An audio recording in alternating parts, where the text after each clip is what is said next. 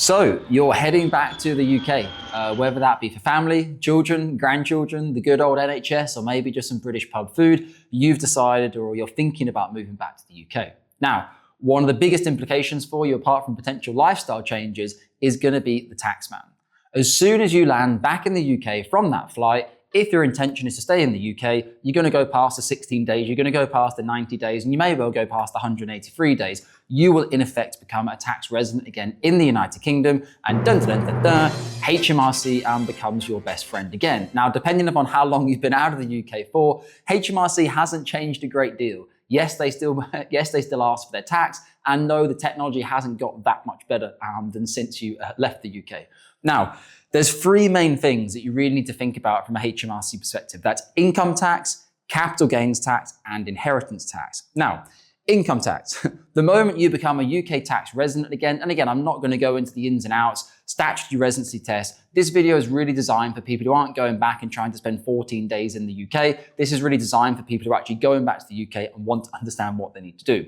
In effect, your worldwide income will be taxable by HMRC again once you become a UK resident. The good news of this is obviously HMRC does allow split years. So say, for example, you came back to the UK on the 1st of August in the year. From 6th of April to the 1st of August would be clarified as a split year, with that being your non-UK part of the year. And then from the 1st of August until the 6th of April the following year, or 5th of April the following year, would then be your second part of the year that you'll be a UK tax resident. So income tax, I think that's quite clear.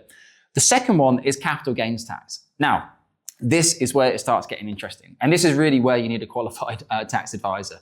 You can have capital gains that you've had outside of the UK whilst you're a non-UK tax resident. However, that depends how long you're outside the UK for and when and where you took those capital gains. For example, HMRC is not a stupid body.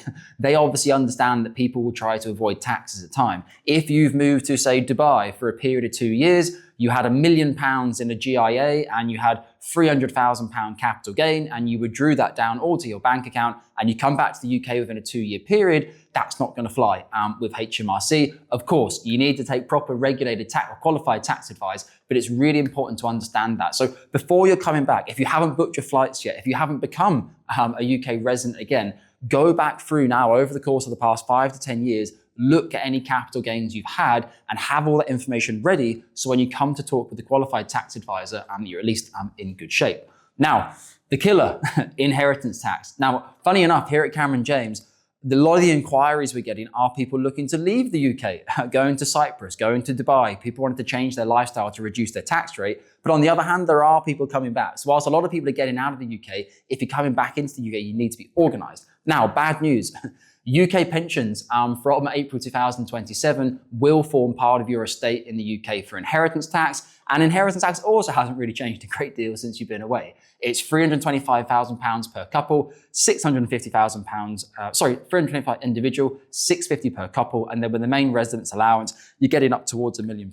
But obviously, once UK pensions become part of that as well, that becomes a lot easier to go over the inheritance tax band. Now, interesting point, QROPS, or non-UK situ assets, which you may have had whilst you're living outside of the UK, non-UK situ assets work well for you from an inheritance tax perspective. Once you come back to the UK though, it starts to become more complicated. For example, QROPS, a lot of these are based in Malta. You may well have taken one out whilst you were living abroad. Very complex in terms of your tax situation going back to the UK.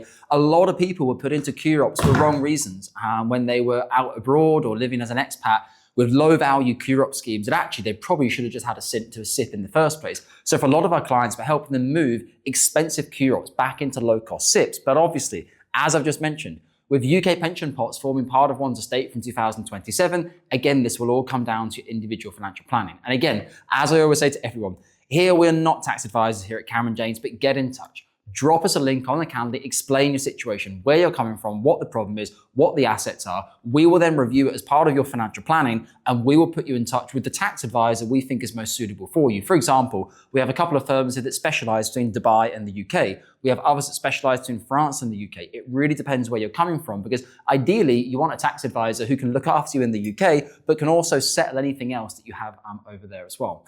So yeah, get in touch, have a conversation with us. There's a lot of work to be done when coming back to the UK. But another point I wanted to make on this is that I know coming back to the UK might increase your taxes. However, I can safely say I've had the pleasure of working with clients who are somewhat miserable at times, despite having very large assets under management or whatever it might be, and often they've achieved that through living somewhere with a very low tax status. On the other hand, I have lots of clients in the UK who pay full UK tax, but have very enjoyable and fulfilling lives, whether it be children, grandchildren, whatever it is, or their favorite football club that draws them to the UK. So I know a lot of people feel guilty. It's like, oh, why are you coming back to the UK? Yada, yada, yada.